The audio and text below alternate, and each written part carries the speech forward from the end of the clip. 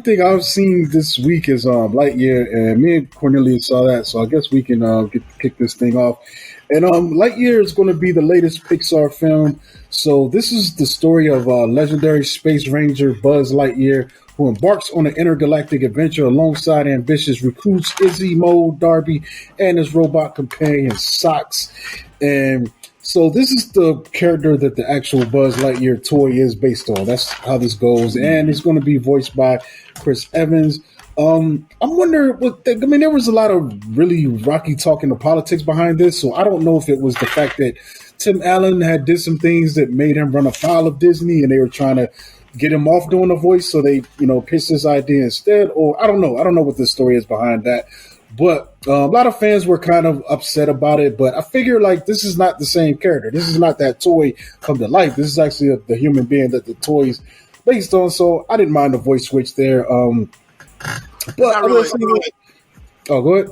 It's not really the human being. It's the movie. It's almost like if Toy Story had aliens, like a Ripley figure. Yeah. The kid was playing with a Ripley figure, and you came back around, and it was a movie called Aliens. In a way, it's kind of confusing to think about when you deep down, but I don't think it was confusing to me. It worked. I mean, whatever this, it's just a perfectly fine explanation with me. I think if you did want to be politicize it, then I could see how you would get upset. But I'm like, man, it's a movie, bro. They can do what they want, right? And I don't think Chris Evans, doing this voice messed the movie up at all. I rather enjoyed this, man, to be honest. The story that it told was pretty simple, straightforward, and there were some cool sci-fi stuff going on, because one of the aspects of it, he's on this outpost, and he's trying to figure out something with the fuel that's going to allow them to get back to their home, wherever that is. And the crazy thing about it, there's a sequence where they show him every time he tries to go through this loop and do this thing, he kind of speeds up. Not quite accomplishing the mission, but every time he's come back, 4 years have passed. And it's interesting. There's a cool part where he keeps going through this loop, and we keep seeing him coming back, and all his characters on base, they keep getting older, but he looks the same. And I thought it was kind of cool, because then you see the people on the base, they kind of go through, they start living their lives. They're getting older. They're having kids. Their kids are having kids. I thought that was a really cool montage to show the passing of time. And it's interesting because he's so stuck on this mission, he's kind of losing time. Like while he's doing this, I mean, maybe these attempts are a few months apart, but he's losing years every time he does it. And I think he eventually gets to the point, like, I've kind of wasted my life. All my friends, and they've been living life. They've been, having life, and, but things develop, and they kind of get to the point where the powers that be on this planet decide that we're done with your missions. We're just going to stay here. He makes one last attempt and actually gets further than he got before. And it's crazy. By the time he comes back now, the Earth is a little different. The people in charge, they got different motives.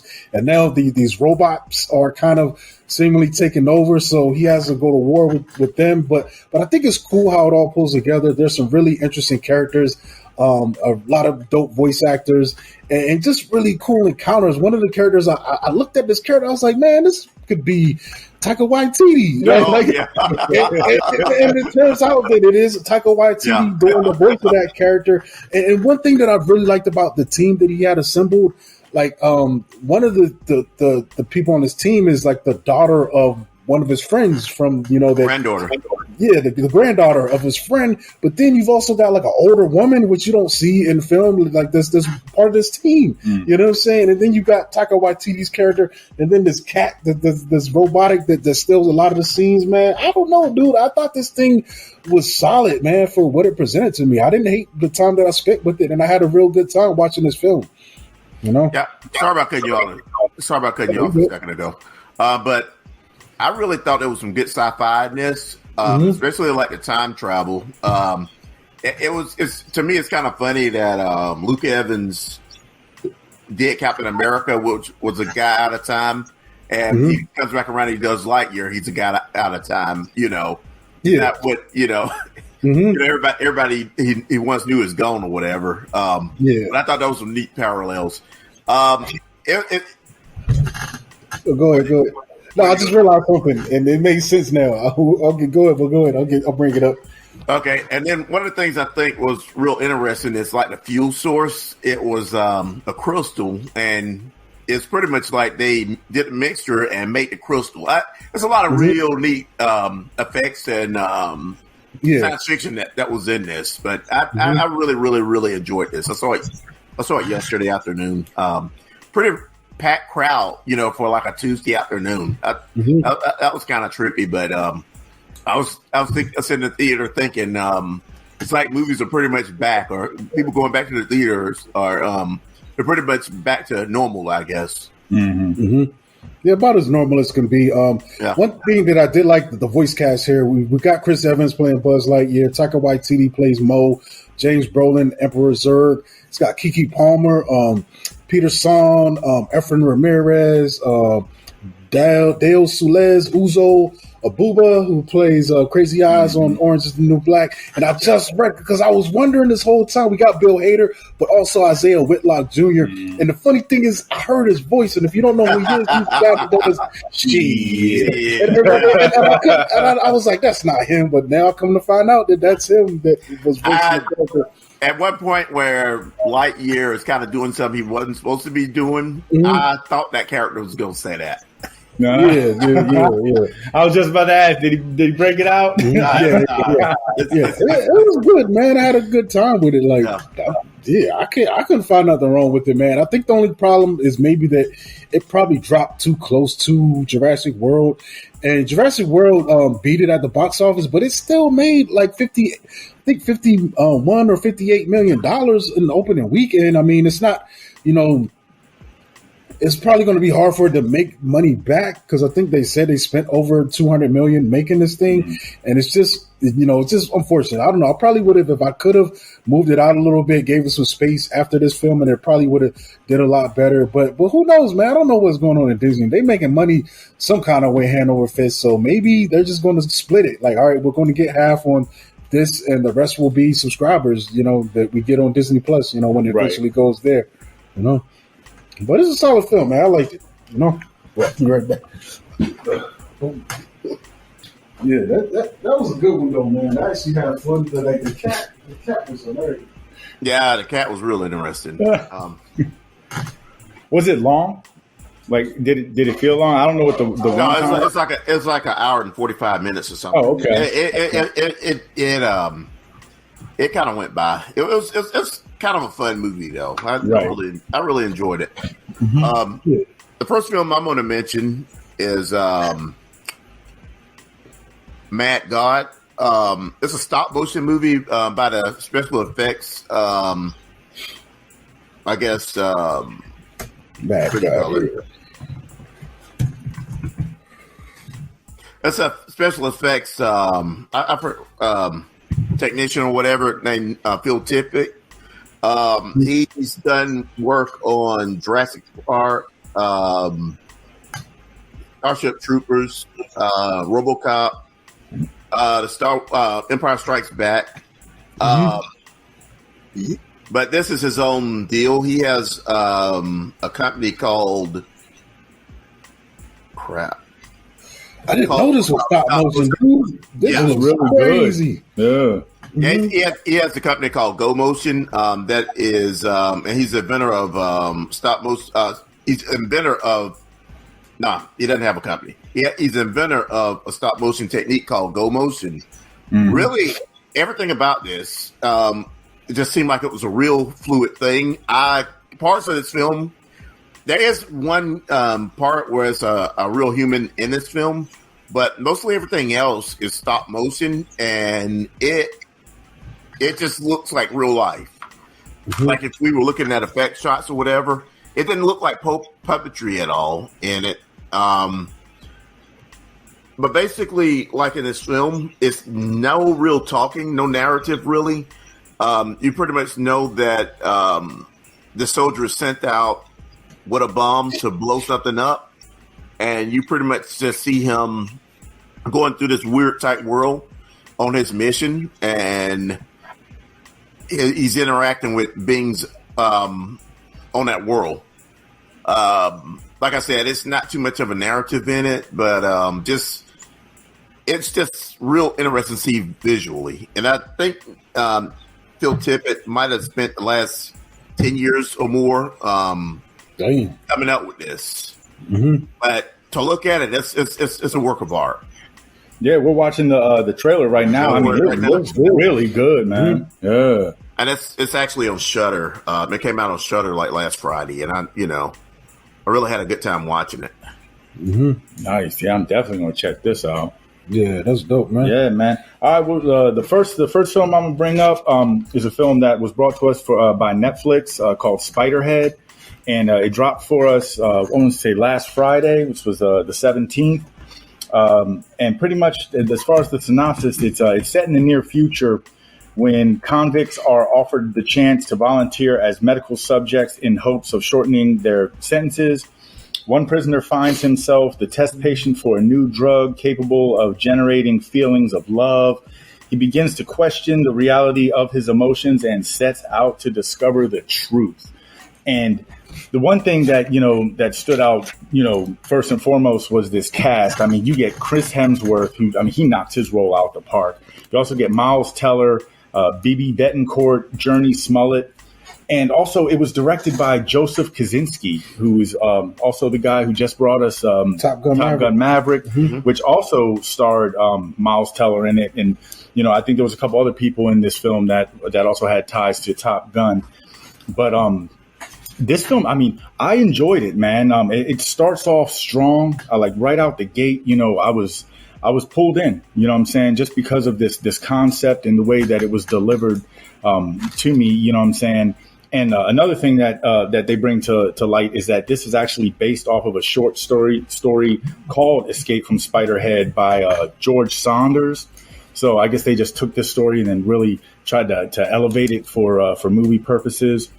But just from what I saw, like I said, this concept is it's so wild, and the way that they deliver it to us it's really cool. And Hemsworth, man, we're used to seeing him as this likable character, he's so likable when he's Thor, and in this he's just like the complete opposite. He still has that that Hemsworth charm that he brings, mm-hmm. but that he's a wolf in sheep's clothing. You get that feeling, even though throughout the course of the film you don't really have a full idea of what's going on. But outside of that, everybody else, they kill their roles. I love there's a lot of cool like banter, dialogue, and for there to be some real serious things going on, there's this like underlying like comedic element that we keep getting. Like, there were points where I found myself laughing where I might not shouldn't have been laughing. You know what I'm saying? Yeah.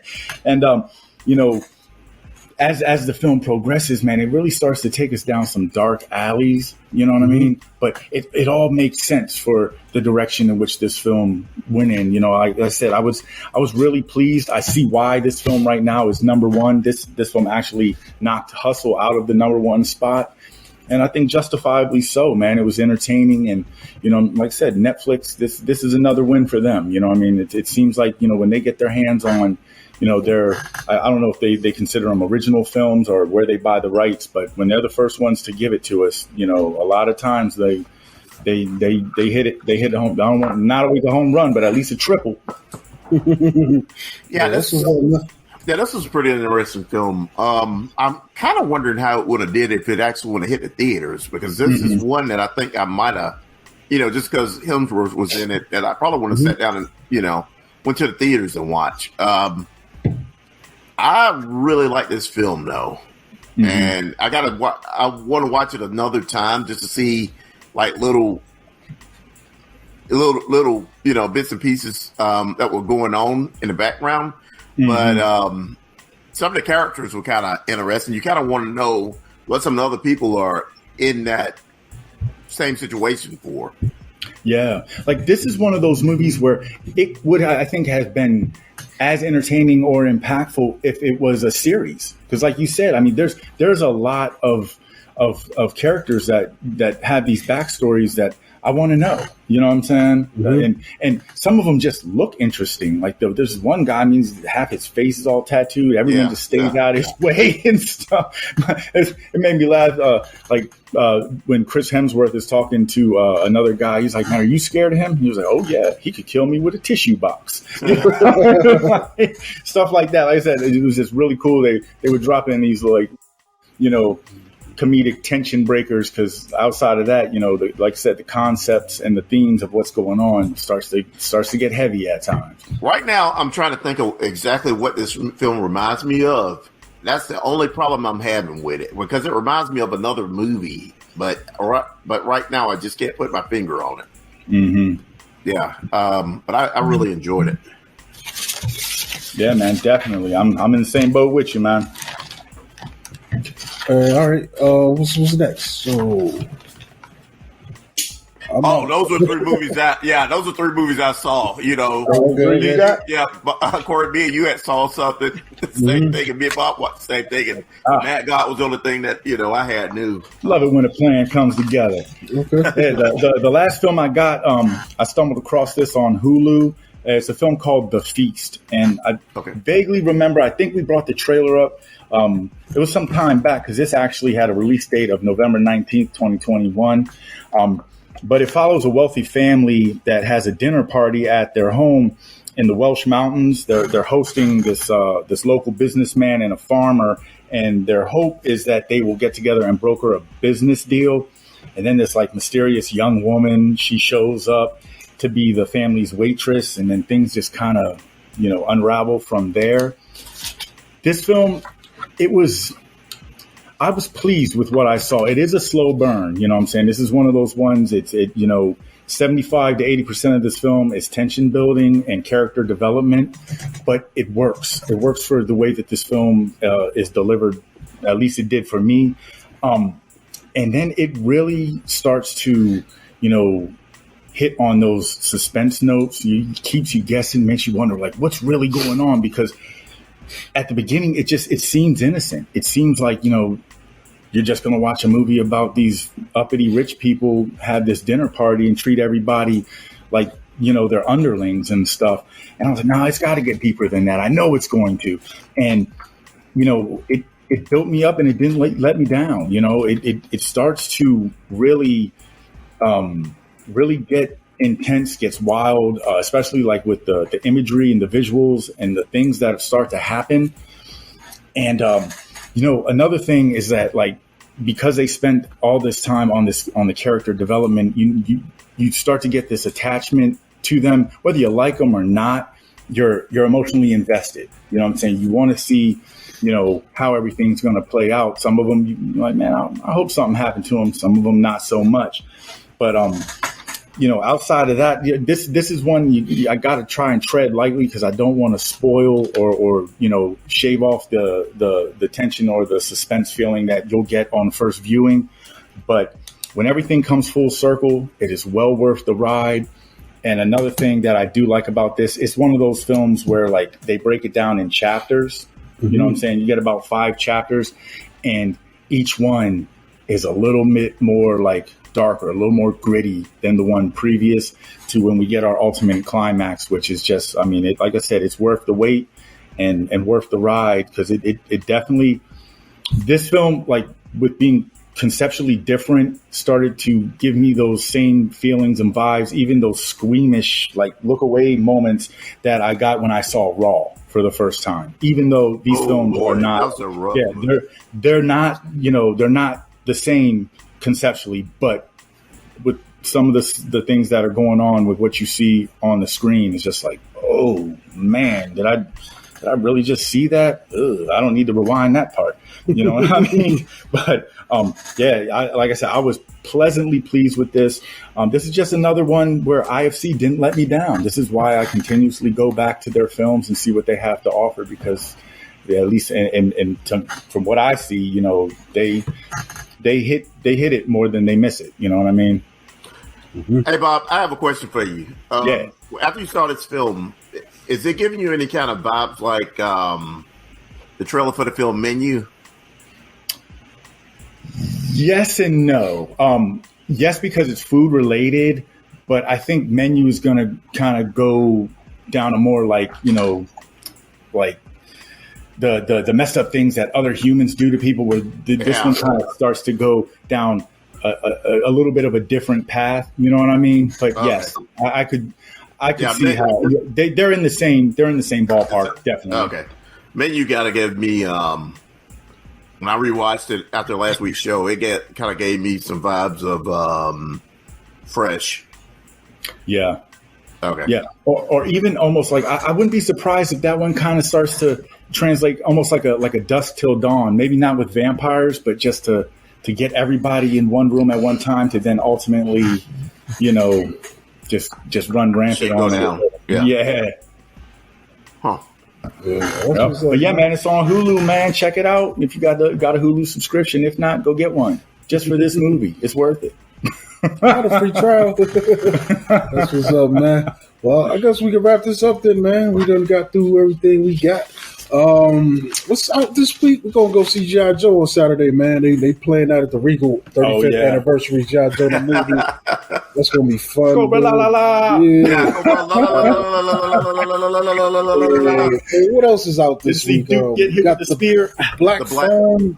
And Elvis. I don't know. I might see it. Ain't shit else out. I definitely don't want to see Elvis, but I might see Elvis too, man. I know I'm gonna see the Black Phone. I know it's a rough concept with what's going on with it. But I guess I'm hearing good things though. 13-year-old boy is being held in a soundproof basement by a sadistic mass killer.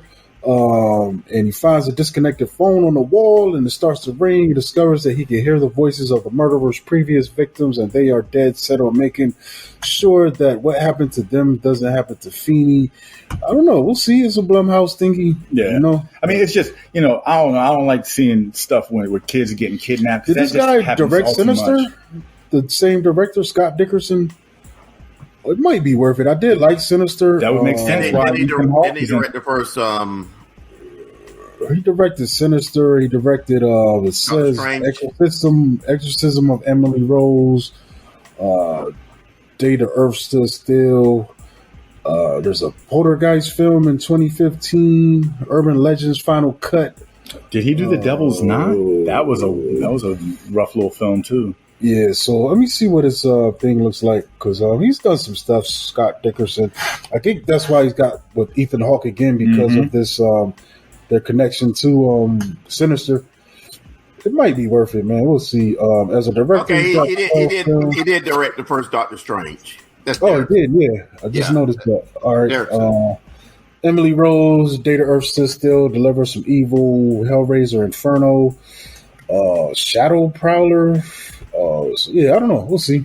So he's heavy with the horror films. Mm-hmm. You see that? Yeah. But yeah, I think that's it, folks. Man, we're gonna wrap this up, man. This has been another From the Canopy Films show, and we out here, folks. We're gonna be back again and again. So subscribe, and we'll be back again to tell you about what we've seen. This is Monk. You catch me at Monkey Blood on Twitter and Instagram. And it's Bobby Blockbuster. You can catch me at Bobby Blockbuster 118 on Instagram. This is Cornelius Bros. You can find me on Twitter at Cornelius1976, on Instagram, Cornelius Bros, on Facebook, Cornelius Bros, and TikTok at Cornelius1976. Yeah, folks. Peace.